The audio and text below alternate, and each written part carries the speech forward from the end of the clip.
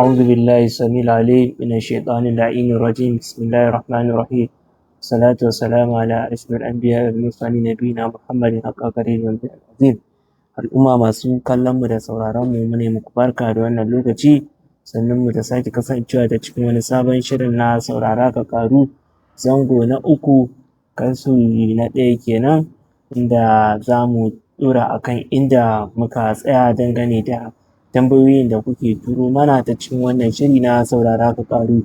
Shiri ne da muke tattaunawa da shugaban cibiyar TRK Astro Herbs wato Malam Mubarak da yake amsa mana tambayoyi dangane da abin da ya shafi fassarar mafarki, fassarar tafin hannu, bayani akan aure, sanin burji da sauransu.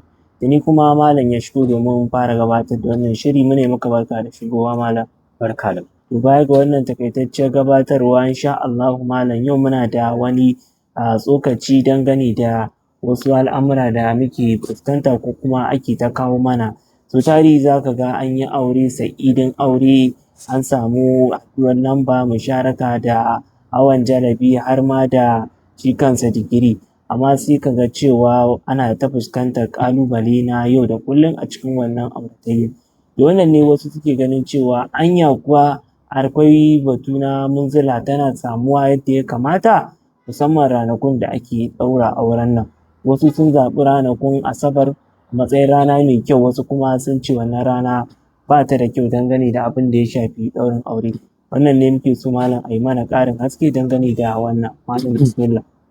أعوذ بالله من الشيطان الرجيم بسم الله الرحمن الرحيم وصلى الله على أشرف المرسلين وعلى آله حق قدره وامتنانه العظيم. قال الله تعالى وهو الذي جعل لكم النجوم لتهتدوا بها في ظلمات البر والبحر قد فصلنا الآيات لقوم يعلمون. تبارك الذي جعل في السماء بروجا وجعل فيها سراجا وقمرا منيرا والذي جعل الشمس ضياء والقمر نورا وقدره منازل تعلموا عدد السنين والحساب ما خلق الله ذلك إلا بالحق فصل الآيات لقوم يعلمون. وجعلنا في السماء بروجا وزيناها للناظرين. وقال رسول الله صلى الله عليه وسلم التمسوا رزق في التزوج. alhamdulillah akwai dalilai da yawa da yasa zaka ga ake samun wato matsaloli akan zamantakewan aure wanda yake zaka ga malamai sun kasu daban-daban kamar yadda kuka sani a wannan fanni na ilimin astrology hisabi kenan. Idan muka ce astrology muna nufin hisabi a turanci yawwa a larabci muna kiransa da hisabi, a hausa shine ilimi na lissafi. Shine Allah subhanahu wata'ala yake ce mana yayi wannan ilimi ne don mu san adadin lissafin shekara, yanda za mu lissafa lokuta da kuma lissafin shekara da kuma duk wani abu da za mu yi shi cikin lissafi, saboda duk abin da babu lissafi zaka ga kwata-kwata baya tafiya.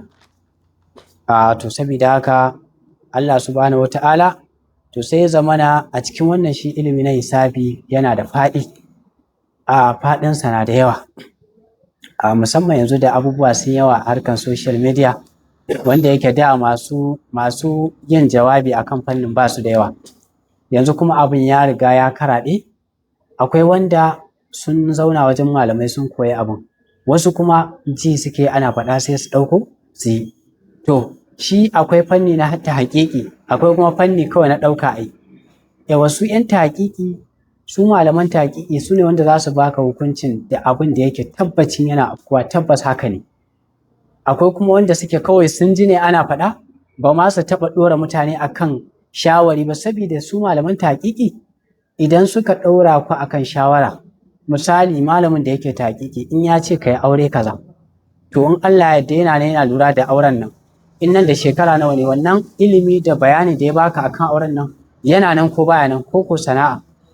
To saboda haka su kuma wanda ba 'yan taƙiƙi ba kawai daga sun ji ko sun gani kawai za su yaɗa. To wannan dalilin da yasa zaka ga ake samun matsaloli da yawa. Sai ka ga wani ya zo ya ce maka ai kakka yadda da musharaka. Aure idan an musharaka ya haɗu wannan ba tabbas ba za a samu komai ba. Ai kawai buriji ya haɗu a samu haɗuwan nari da hawa'i ko turabi da turabi a samu haɗuwan buriji. irin wannan wani akan abin da zai ɗora ka kenan. Wani kuma malamin zai ce maka in dai an samu musharaka to ka aje komai. Sannan kuma wani malamin zai ce maka a'a shi ba ruwansa ma da musharaka, ba ruwansa da wani haɗuwan burji ko wani maɗalubanci. Wai idan kawai idan kayi auren hudu ka je kaka ƙaro mai auren ɗaya ka haɗa zai zama auren biyar. Shi ma akwai masu wannan ra'ayin, dukka akwai, kuma duk suna ta ingiza mutane dukka. To sabida haka amma manyan hukunci akan abin da muka yi ta haƙiƙi muka tabbatar wanda yake babu kokwanto cikin ikon Allah. Kuma idan kuna lura za mu kawo misalai na sunaye wanda yake zai ku je ku dinga lura. Idan ku lura da ayyukan mu muna ba da misalai na sunaye. Babu abin da ya fi musharaka a fanni ta shahara, fanni ta ɗaukaka.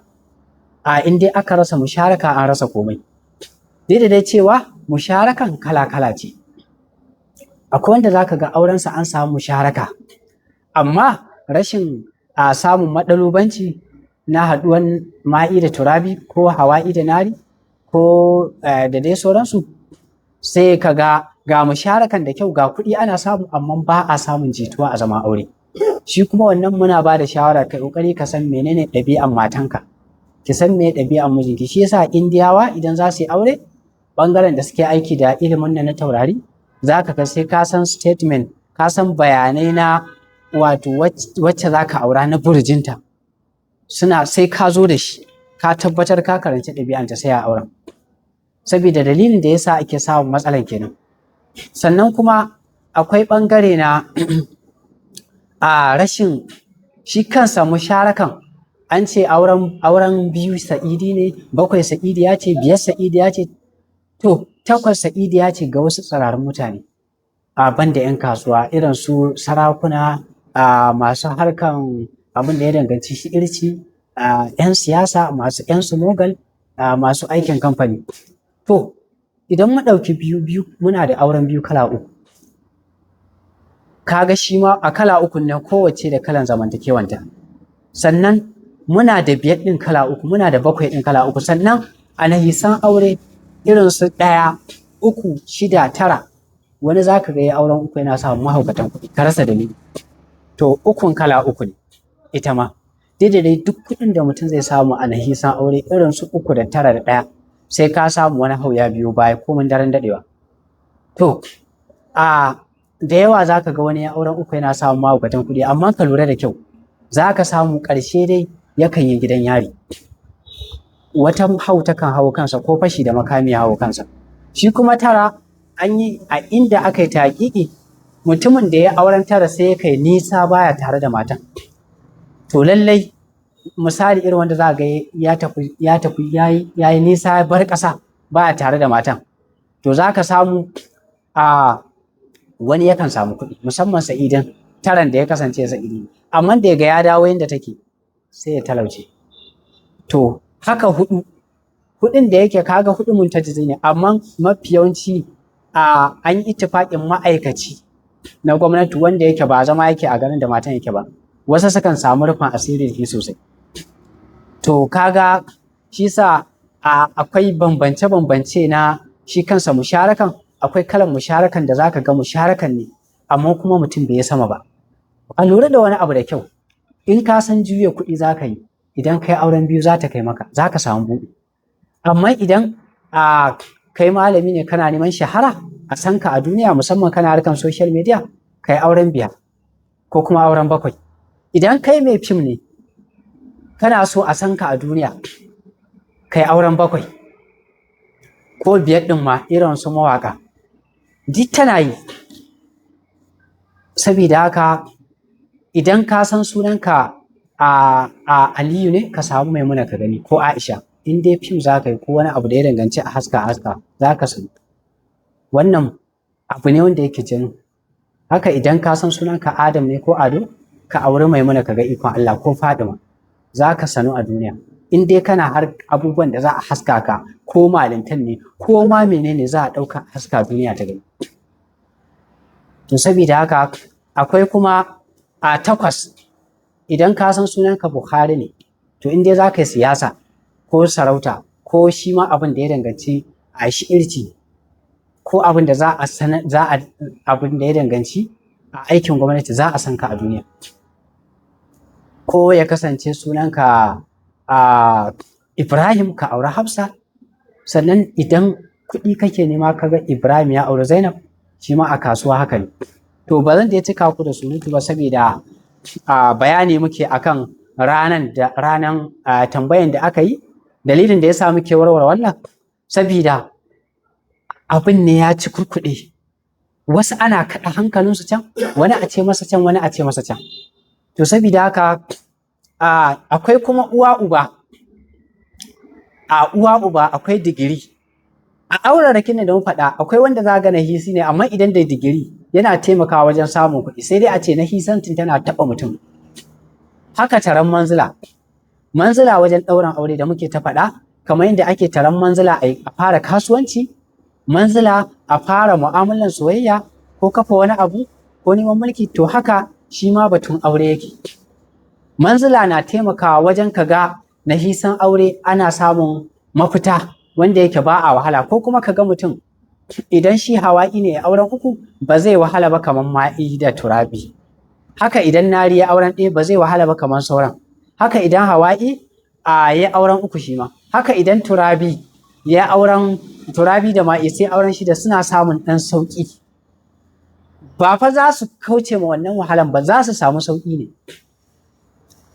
To saboda haka a gurguje, shi babban illan da ake samu a auren wato ɗaurin aure ranar Asabar, duk da dai cewa a tsari na tafiyan manzila a aure ranar Asabar, idan Asabar ɗin ta farkon wata ce, mafi yawanci farkon wata manzilan da ta zo a farkon wata takan zo sa'idiya, wani ba zai samu wannan hauɗin sosai ba. Amma mafi yawanci a ɗaura aure ranar Asabar, illan da yake kawowa sabida ishi Zuhal a turance in astrology muna kiransa Saturn, a tauraro ne wanda yake yana da nauyi yana kuma da sanyi, kuma da shi sun tauraro ne. To idan an ɗaura aure a sa'ar Zuhal ko kuma a ranar Asabar, ko kuma idan ma a kowace rana ne, in dai a sa'an Zuhal a tara ai ɗaura aure, to wannan illan na iya biyowa. Kuma wannan karatun ba shine na farko ba, za mu kawo su daki-daki, kowace rana za mu kawo nata. Ana samun kunci da talauci na ɗaya kenan, da kuma musamman a farkon auren, da kuma rashin samun abinci cikakke, za a dinga samun kunci na harkokin kayan masu abin da za a ci. Sannan kuma jinkirin haihuwa shi ma yana iya biyowa. Akwai kuma rashin samun cikakken soyayya, sai dai kaga ana ta zama haƙuri da hantaran juna da jin haushin juna, za a yi ta samun wannan. To na hudu kuma a auren akwai kunci, amma kuma duk wannan kuncin da ake ciki yana da wahalar rabuwa. To sai a kiyaye lokacin ɗaurin aure jama'a, a kiyaye manzila, a kiyaye time na ɗaurin aure.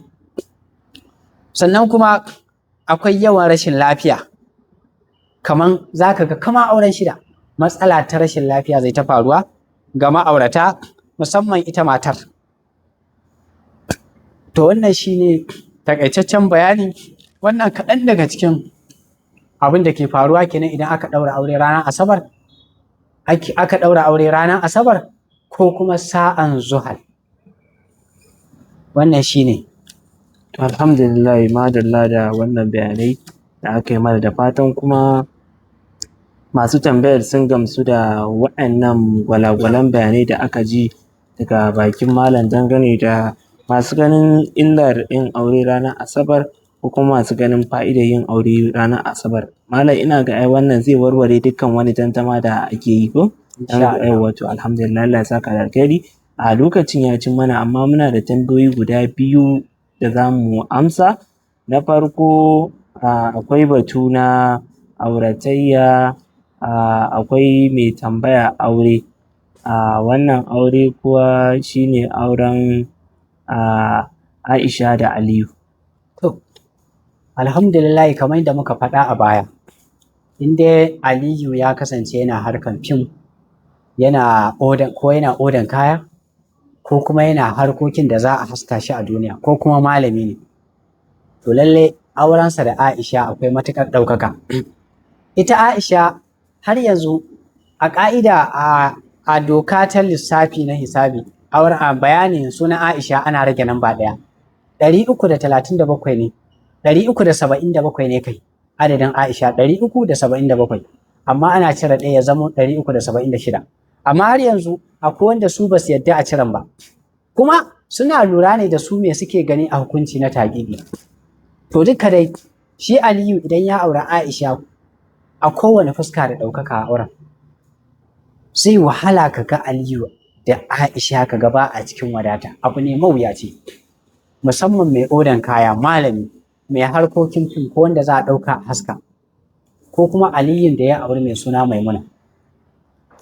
To gaskiya yana samun ɗaukaka fiye da inda ake tunani. Amma idan yana wa'innan harkokin kamar yadda muka faɗa, ko kuma yana harkan sayan kaddarori, filaye, gidaje, buɗe kamfanika, don Allah da za a samu ɗaukaka ya sai kaddara. Kuma za ka ga an haifi yara masu yi ma iyayen addu'a, masu addini. Alhamdulillah. To baya ga wannan akwai mai fassarar mafarki, ya ce ya yi fassara da mamaci wanda ya riga da ya mutu, ma a cikin mafarkin ba dai wani abu ne ya tashi hankali ba, ya ce ya ga kamar shi mamacin nan a cikin yanayi na walwala ne.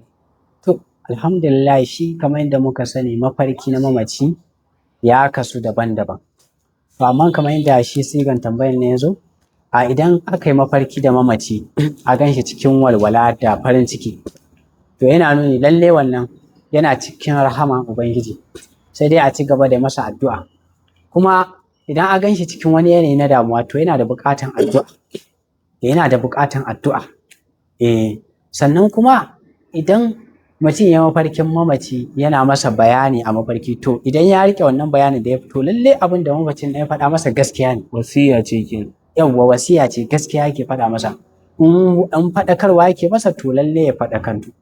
Idan ma wani bishara yake masa, to lalle wani al'amari mai kyau. Na'am. Alhamdulillah. Sai na ƙarshe masu turo mana da tafin hannu, kuma yadda malam yake gani. To alhamdulillah, shi ne wannan hannu akwai yanayi na lalacewan harkoki da yake fuskanta, kuma muna sa rai da zai samu tsawon rai mai albarka, kuma ya ƙoƙari a tantance masa sana'an da ya kamata yi, saboda canjin sana'an da yake ya yi yawa. Ya daina canje-canjen sana'a, kamata ya samu tsayayyen sana'an da za a masa, ko kuma ya kasance idan illa ce ta aure, sai ya bibiya a tantance masa wani aure ya kamata ya yi don samun buɗi da ɗaukaka a rayuwarsa. Insha Allah. Kuma lalle muna masa kyautata zaton samun kuɗi ta hanyar kasuwa. Yawwa, insha Allah. To Allah ya saka da alkhairi da wa'annan bayanai da malam yi mana, tare da amsa tambayoyin da ya mana duka a cikin wannan shiri na saurara ka karu na wannan mako. Ga wanda suke so su samu amsoshin tambayoyinsu, za su iya je mana a comment section, ko kuma ta wa'annan lambobi a turo mana, da ma shafinmu na Facebook har da WhatsApp baki ɗaya. Kuma a nan za mu ja labulen shirin, sai dai mu ce sai a tara da mu a cikin shiri na gaba idan mai kowa mai komai ya kai mu. Wassalamu alaikum warahmatullahi wabarakatuh.